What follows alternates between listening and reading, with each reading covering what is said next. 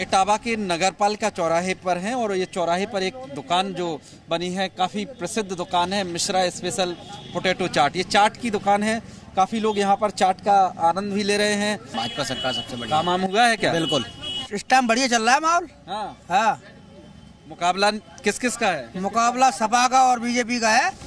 यहाँ पर जनता पूरी तरह बटी नजर आई। किसी को योगी ही उपयोगी लगे तो किसी को अखिलेश में उम्मीद नजर आई। हमारी सरकार हमारी खूब मदद कर रही है। गुंडागर्दी में लगाम लगी? बिल्कुल लगाम लगी हुई है। हम दुकानदार लोग काफी सुरक्षित हैं। हमारा शासन प्रशासन पुलिस प्रशासन जो भी है वो चुस्त है हमारा, और काफी अच्छी तरीके से यहाँ पे फ्लाइंग मार्च वगैरह भी होता है। शाम को डीएम एसपी वगैरह से खूब अच्छा मार्च भी करती है।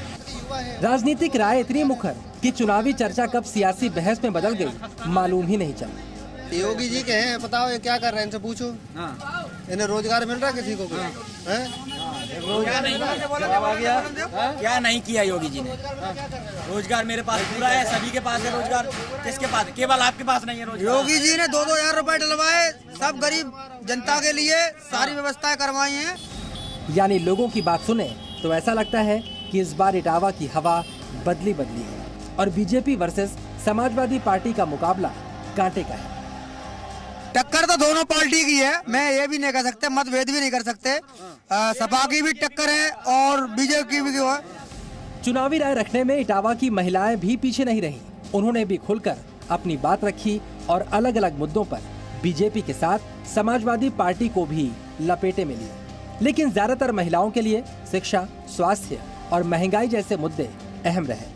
वोट हम उसको करेंगे तो शिक्षा और स्वास्थ्य पे ध्यान देंगे। वही बात। हमें बस शिक्षा और स्वास्थ्य चाहिए, कुछ नहीं चाहिए। तो अभी 5 साल में कुछ हुआ? सपने में शिक्षा आएगा, बेरोजगार युवक आएंगे, हम उन्हें वोट करेंगे। जी न्यूज ने मुस्लिम महिलाओं के मन की बात भी जानने की कोशिश की, खासकर ये समझने की आखिर 3 तलाक के खिलाफ बने कानून के बाद उनकी सियासी सोच पर क्या असर पड़ा है।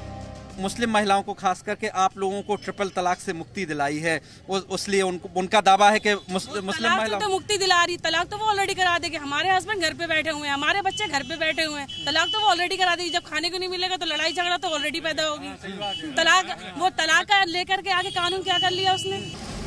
यानी महंगाई, रोजगार और कानून व्यवस्था वो मुद्दे हैं जिस पर न सिर्फ इटावा की महिलाओं ने खुलकर बात की, बल्कि इन्हीं के आधार पर अपना वोट तय करने की बात भी कही। तमाम लोग कह रहे हैं इस बार, हालांकि अधिकतर लोग मान रहे हैं कि मुकाबला इस बार भी कड़ा है। कौन किस पर भारी रहता है तो वोटिंग के बाद पता चलेगा कि कौन जीतता है। कई लोग बीजेपी से बेहद नाराज दिखे तो वहीं कुछ मुद्दों पर लोगों के बीच योगी सरकार के लिए समर्थन भी दिखा, खासकर गुंडागर्दी पर लगाम लगाने के मुद्दे पर। लेकिन एक बड़ा वर्ग ऐसा भी है जिसने यहाँ बदलाव की जरूरत बताई है। मुद्दे वही महंगाई, बेरोजगारी और विकास। हालांकि इतने लोगों से बात करके यही समझ में आया कि इस बार यहाँ मुकाबला बिल्कुल कांटे का है और जीत किसकी होगी साफ कुछ भी कहा नहीं जा सकता। एक दौर था जब इटावा और उसके आसपास के शहरों पर मुलायम परिवार का जादू खूब चलता था। इटावा को सपा का गढ़ कहा जाता था, लेकिन बीते विधानसभा और लोकसभा दोनों ही चुनाव में बीजेपी सपा के गढ़ को फतेह कर चुकी है। हालांकि इस बार जिले की तीनों सीटों पर मुख्य मुकाबला सपा और बीजेपी के बीच ही माना जा रहा है। ब्रह्म प्रकाश दुबे, जी मीडिया, इटावा, उत्तर प्रदेश। तो इटावा से जी न्यूज की ग्राउंड रिपोर्ट आपने देखी। अब बुलेटिन में आगे बढ़े उससे पहले हेडलाइंस पर नजर डालते हैं।